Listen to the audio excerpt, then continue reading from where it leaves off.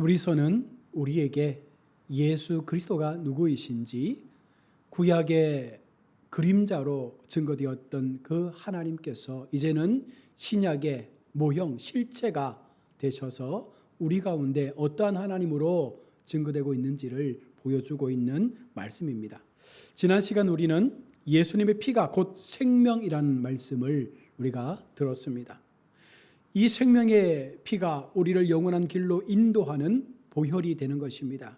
이 생명의 피가 우리를 영원한 구원으로 이끌어가는 참된 생명이 됨을 우리는 말씀을 통해서 전해 들었습니다.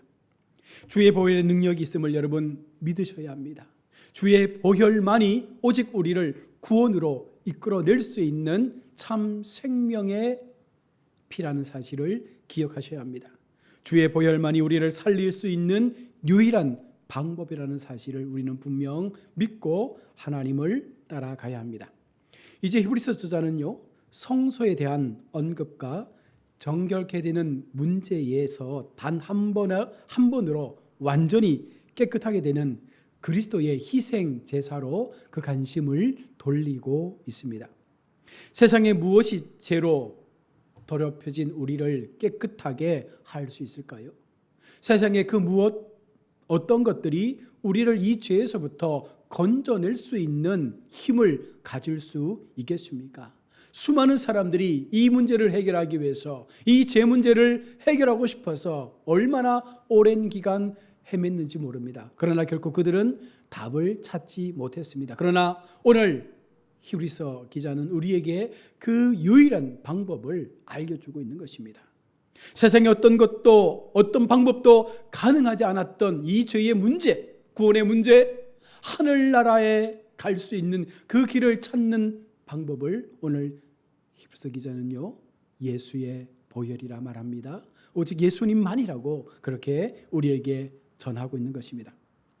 세상은 예수님이 이 땅에 오기 전까지 다양한 방법을 통해서 죄를 씻는 노력을 했습니다.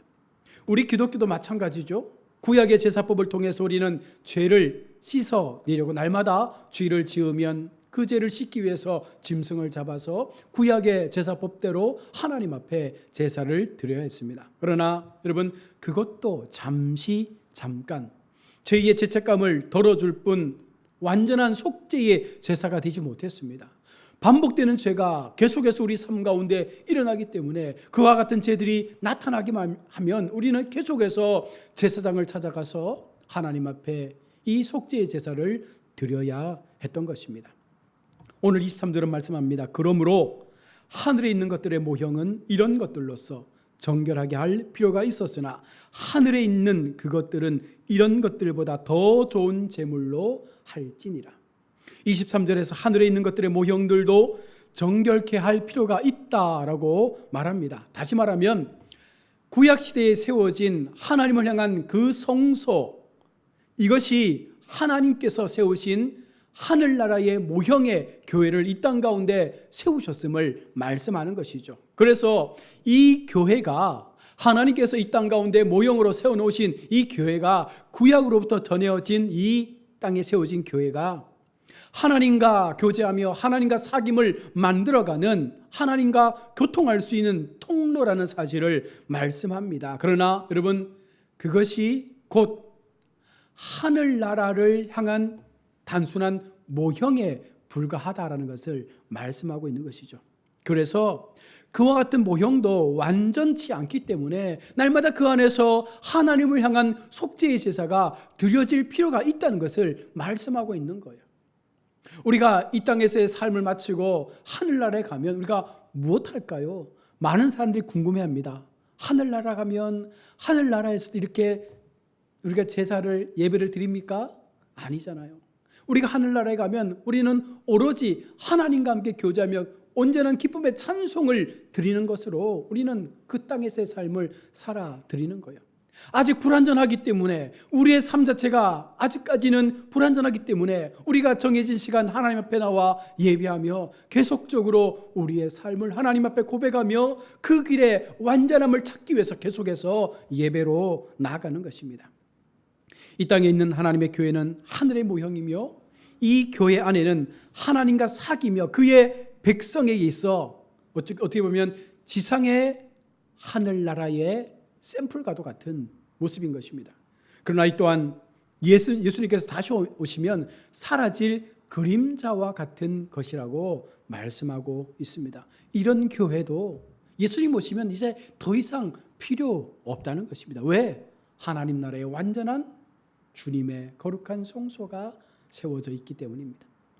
본래 원형은요, 모형보다 훨씬 더 몇 배로 더 나은 것 아니겠습니까? 그림으로 보던 것을 이제 실물로 보게 되는 거예요. 말로만 듣던 것들을 이제는 직접 우리가 눈으로 그것을 확인하며 보게 될 때 그 감격은 우리가 이루 말할 수 없죠. 계속해서 우리는 말씀을 통해서 하나님 나라의 이야기를 듣습니다. 하나님의 그 영광의 지성소에 대한 이야기를 듣습니다. 그러나 가보지 않는 이상 그것이 얼마나 우리에게 감격적이고 놀라운 은혜의 장소인지는 몰라요.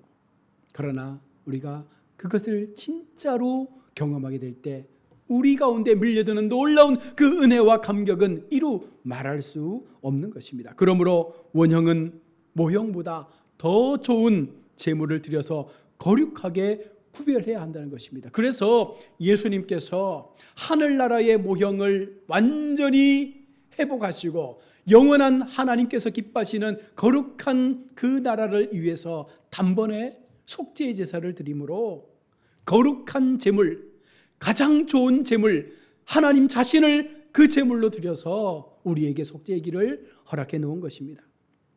하늘에 있는 것들은 은혜로 시작하여 영광으로 완성되는 복음의 특권인 것입니다. 그래서 이제 우리는요, 짐승을 잡지 않아도 예수님을 믿으면, 예수님의 보혈 앞에 우리의 삶을 온전히 고백하면 우리는 그 구원 앞에 설 수가 있는 것입니다. 그러므로 그리스도의 희생이 율법의 어떤 제물보다도 훨씬 더 훌륭하다라는 말씀을 우리 가운데 전하고 있는 것이죠. 어떤 것과도 비교할 수가 없다는 것입니다. 왜 그럴까요? 성경은 우리에게 그 부분을 말씀하는데 왜 그리스도의 희생 제물이 가장 고귀하고 가장 우월한가? 첫 번째로 희생 제물이 바쳐진 장소가 더 훌륭하다는 거예요. 구약의 모든 제사는 이 땅의 모형인 이 땅 위에 세워진 교회 위에서 드려졌다면 우리 주님은요, 영원한 하늘나라 약속으로 가야 될 그것을 우리에게 주시기 위하여 하나님의 그 희생의 제물이 되어준 것입니다. 율법 아래에 바쳐진 것들은 사람의 손으로 만들어진 성전에 불과했습니다. 24절에 그리스도께서 참것의 그림자인 손으로 만든 성소에 들어가지 아니하시고 바로 그 하늘에 들어가사 이제 우리를 위하여 하나님 앞에 나타내신 거예요. 그래서 예수님을 통해서 우리는 약속의 하나님 나라, 모형이 아닌 실체의 하나님 나라를 향한 꿈을 꿀 수 있게 되고 그 꿈이 현실로 우리 삶 가운데 다가오게 되는 것입니다. 구약의 성소에서 드려진 모든 제사가 그림자라고 말씀합니다. 참것은 따로 있다라는 것을 의미하는 것이죠. 구약의 제사는 사람의 손으로 드려진 완전하지 못한 제사에 불과합니다. 그러나 그리스도의 희생 제물은 어떠합니까? 직접 하나님께서 들고 하늘로 올라가셔서 하나님 앞에 직접 자신을 바치신 온전한 제사입니다. 그분이 참이시며 그분이 참으로 우리의 하나님이심을 증거하는 부분이죠. 두 번째로 26절에서 희생제물 자체가 더 우월하기 때문에 그런 것입니다. 그리하면 그가 세상을 창조한 때부터 자주 고난을 받았어야 할 것이로되 이제 가기를 단번에 제물로 드려 자기를 없이 하시려고 세상 끝에 나타나셨느니라. 만약 우리 예수님께서 참되신 구원의 주님이 아니라면 어떻게 될까요? 우리 주님도 매번 자신의 삶을 자신을 희생제물로 매번 드려야 하는 거예요. 구약의 희생제물이 필요했던 것처럼 우리 주님이 참 주님이 되지 못한다면, 참 구원의 하나님이 되지 못한다면 매번 지금도 여전히 우리를 향해서 계속해서 자신을 희생제물로 드려야 한다는 것입니다. 매번 짐승을 잡아드렸던 그 모습처럼 주님도 그러해야 했습니다. 그러나 주님은 자기를 단번에 제물로 드렸습니다. 주님은 참되신 구원의 하나님이시기 때문에 그것이 가능하다는 것이죠. 율법 시대의 희생제물은 각각 짐승의 그 생명과 피였습니다. 그러나 그리스도의 희생은 그리스도 자신의 몸이라고 분명히 성경 말씀합니다. 즉 주님은 자신의 피를 드린 거예요. 자신의 생명을 드린 거예요. 그 피야말로 말할 수 없는 가치라고 오늘 히브리서 기자는 우리에게 전하고 있는 것입니다. 그래서 보혈의 피가 되는 것이고, 그래서 그 피에 능력이 있는 것이고, 그래서 그 피를 통해서 우리는 하나님의 구원으로 나갈 수 있음을 고백하는 것입니다. 세 번째로, 율법하의 희생제물은 반복해서 드려야 했다는 것이죠. 이것은 율법의 불완전성을 보여줍니다. 그러나 그리스도의 희생의 제물은요, 완전한 제물인 것입니다. 단 한 번에 드려진 완전한 우월한 희생 제물로서 반복적이지 않다는 거예요. 한 번으로 충분히 그 목적을 이루었음을 말씀하고 있는 것입니다. 23절에 이제 자기를 단번에 제사로 드려 죄를 없게 하시려고 세상 끝에 나타나셨느니라. 더 이상 죄가 우리를 범하지 못하도록, 더 이상 우리가 죄의 굴레 속에 갇혀서 아파하지 않도록 우리 주님께서 단번에 그 죄를 끊으시고 자신을 내어 드리심으로 이제는 더 이상 죄의 노예가 아니라 하나님의 생명을 받은, 그 보혈의 피를 수혈받은 하나님의 자녀로서의 삶을 살아갈 수 있는 그 특권을 우리 가운데 부여해 준 것입니다. 반복적인 제사가 아니라 단 한 번의 희생의 제사를 통해서 드려진 그 피가 우리를 살리고 있는 것입니다. 네 번째로, 율법하의 제물은 효력이 없는데 비하면 그리스도의 희생은요, 그 효력이 너무나도 강력하다는 거예요. 앞서 말씀드린 대로 구약의 제물은요, 그 효력이 길지 못합니다. 또 다른 죄가 일어나면 또 다른 희생의 제물을 바쳐야 했습니다. 여러분, 그러므로 그리스도의 희생 제사는요, 탁월하며 우월하다는 거예요. 율법의 제물은 제물 그 자체가 죄를 씻을 수 없다는 거예요. 잠깐 그것을 멈출 수는 있지만 온전하게 그것을 회복시킬 수는 없다는 것입니다. 그러나 예수 그리스도의 단번에 드린 이 희생의 제사는 완전히 우리를 깨끗하게 하는 거예요. 그래서 우리가 찬양하는 것 아닙니까? 주의 보혈 능력이 있도다. 주의 피 믿으오. 여러분, 주의 보혈 능력이 있음을 믿고 주의 그 피의 권세 앞으로 나아가게 될 때 우리의 모든 죄의 모습들이 깨끗하게 씻음받게 되고 오히려 더 큰 능력 앞에 하나님의 강함을 드러낼 수 있는 자녀들로 살아가게 되는 것입니다. 히브리서 저자는요, 하나님이 인간에 대하여 정하신 바 말씀함으로써 이 논증을 다시 한번 예를 들어 우리 가운데 증거하고 있습니다. 27절에서 28절의 말씀인데요, 인간에 대한 하나님의 뜻에는 두 가지 면이 항상 함께 포함됩니다. 인간은 반드시 죽어야 한다는 것입니다. 그런데 여기에는요, 잘 죽는 것과 한 번만 죽는다는 것은 믿는 자들에게는요, 어찌보면 위로가 되는 거예요. 우리가 인생을 살다가 어느 순간 연수가 차서 죽음을 맞이하게 될 때 반드시 우리 모든 생명들은 그 연수를 마치고 죽음이라는 것을 만나게 될 텐데, 그런데 믿음을 가진 성도에게는 이 죽음이 오히려 하나님 앞에 영광이 되는 거예요. 이렇게 한 번 죽는 그 죽음이 우리에게는 오히려 하나님 앞에 더 큰 감사의 모습이 되는 것입니다. 왜 그렇습니까? 우리에게는 심판이 없기 때문에 그렇습니다. 27절에 한 번 죽는 것은 사람에게 정해진 것이요 그 후에는 심판이 있으리니. 모든 사람은 다 죽습니다. 반드시 죽습니다. 예외가 없습니다. 그러나 그 죽음을 대하는 태도에 대해서 예수님을 믿는 사람과 믿지 않는 사람들은요, 분명하게 달라지게 되는 거예요. 그 죽음 앞에서 우리가 가는 길이 완벽하게 달라지게 되는 것입니다. 예수님을 믿고 죽는 자에게는 죽음이 새로운 문을 여는 새로운 은혜의 길을 걸어가는 통로가 되지만, 예수를 믿지 않고 죽는 자들에게는 그것이 또 다른 죽음을 향해서 나아가는 영원한 심판 앞에 지옥 백성의 길을 걸어가게 되는 문을 여는 것과 같은 것입니다. 여러분, 죄를 가지고 죽는 사악한 지인에게는요, 여러분, 그래서 이 죽음이 두렵고 무서운 거예요. 왜 믿지 않는 사람들이 죽음을 이처럼 두려워하겠습니까? 왜 죽기를 거부하겠습니까? 이것을 알기 때문에 그런 거예요. 마지막 죽음 앞에서 자기가 바라보는 내가 가야 될 그 영원한 세상에서의 삶이 어떠한 것인지를 알기 때문에 발부둥치며 이 죽음을 피하려고 하는 것입니다. 죽은 후에 그들에게는요, 심판이 있다는 것입니다. 이것이 하나님이 인간에 대한 불변의 섭리라고 말씀합니다.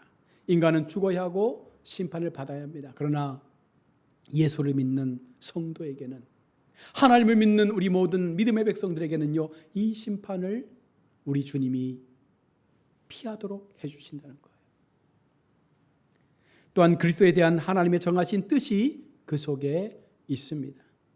그리스도는 많은 사람의 죄를 담당하여 단번에 제물로 자신을 바쳤습니다. 그러나 주님이 자신의 죄 때문에 희생된 것은 결코 아니라는 사실이에요. 주님이 죄가 있어서 죽음을 당한 것이 아닙니다. 주님은 우리 죄를 위해서, 우리의 상함 때문에 주님이 대신 그 죽음을 선택한 것입니다. 그리스도는 자신을 바라본 사람들의 구원을 위해서 이제 재림치에 다시 이 땅 가운데 오실 것입니다. 일찍이 그는 죄인된 인간의 모습을 하시고 이 땅에 오셨지만 이제 재림 때에는 백성들의 죄를 담당하시는 일이 결코 없습니다. 그의 재림을 바라보는 모든 사람들에게 이제는 구원을 향한 하나님의 재림으로, 또한 믿지 않는 자들에게는 심판을 향한 주님의 재림으로 우리 가운데 나타나게 된다는 것입니다. 그리스도는 그때 그들을 온전하고 거룩하게 우리들을 믿음으로 하늘나라로 올려드리겠지만, 그렇지 못한 자들은 철저한 심판 앞에서 하나님의 그 심판의 벌을 받게 될 것입니다. 믿지 않는 자들에게는 그때가 바로 심판의 때요, 영원한 죽음을 맞이하게 되는 두려움의 때가 될 것임을 성경은 우리에게 경고하고 있는 것입니다. 여러분, 말씀을 정리하자면 예수님의 죽으심으로 말미암은 구속의 효력은요, 단 한 번으로 하나님의 그 공의를 만족시키셨습니다. 즉 구약시대의 짐승의 피를 통해서 순간순간 용서를 구했던 그 모습이 이제 신약에서 하나님께서는 예수님을 통해서 직접 그 피의 값을 통해서 완전하고 영원한 구원의 생명으로 더 이상 성도가 죄의 값을 치르지 않아도 될 수 있을 그와 같은 모습으로 우리에게 구원의 길을 열어 놓았다는 것입니다. 오직 주님의 피를 의지하여 구원의 언약에 동참할 수 있게 된 것입니다. 이러한 점에서 옛 언약에 대한 새 언약의 우월성이 분명히 우리 가운데 나타나고 있는 것입니다. 그러므로 우리에게 찾아오신 새 언약의 중보자 되신 예수님을 우리가 끝까지 믿고 믿음의 길에서 우리가 하나님을 향하여 이 승리의 길을 걸어간다면 결코 우리는요, 죽음도 두려워하지 않는 그와 같은 담대한 마음을 가지고 세상을 살아갈 수가 있는 것입니다. 사랑하는 우리 성도 여러분, 오늘 우리 주님은요, 우리에게 분명하게 예수의 피가, 그리스도의 그 보혈의 능력이 얼마나 우월한지를 말씀합니다. 그리스도의 희생으로 이루어진 이 속죄의 능력이 얼마나 강력한 힘을 발휘하는지를 분명히 보여주는 것입니다. 그러므로 여러분, 마음을 담대하게 가지십시오. 내가 믿는 기독교가 얼마나 강력한 힘을 갖고 있는 종교인지를 여러분 늘 마음에 새기십시오. 언제라도 나와 함께 하시는 그 주님께서 마지막 죽음 앞에서조차도 우리를 그 심판으로부터 건져내어 주실 능력의 하나님이 오늘 우리와 함께하고 있다는 그 사실을 믿는다면 여러분, 우리는 하루하루의 삶을 더욱더 담대하게 살아갈 수가 있는 것입니다. 이 한 해의 시간들이 얼마 남지 않았습니다. 어쩌면 우리 인생이 언제 끝날지 우리는 모르죠. 그러나 우리에게 여러분, 죽음이 언제인가가 중요한 것이 아닙니다. 오늘 하루의 삶을 내가 어떠한 마음으로, 어떠한 믿음으로, 어떠한 삶의 자세를 통해서 하나님 앞에 최선을 다하여 살아가느냐, 이것이 중요한 거예요. 내일 당장 우리에게 죽음이 찾아온다 할지라도 우리는 결코 그 죽음을 두려워하지 않습니다. 왜 그렇습니까? 나그네 인생을 마치고 약속의 나라로 들어갈 수 있는 그 문을 열 수 있기 때문에 그런 거예요. 그러니 여러분, 늘 마음에 이와 같은 하나님의 위로의 말씀을 마음에 새기셔서 담대하게 하루하루 내게 주어진 그 시간들을 믿음으로 온전히 걸어가시는 우리 모든 믿음의 복된 성도님들이 다 될 수 있기를 주의 이름으로 축원합니다. 아멘. 기도하겠습니다.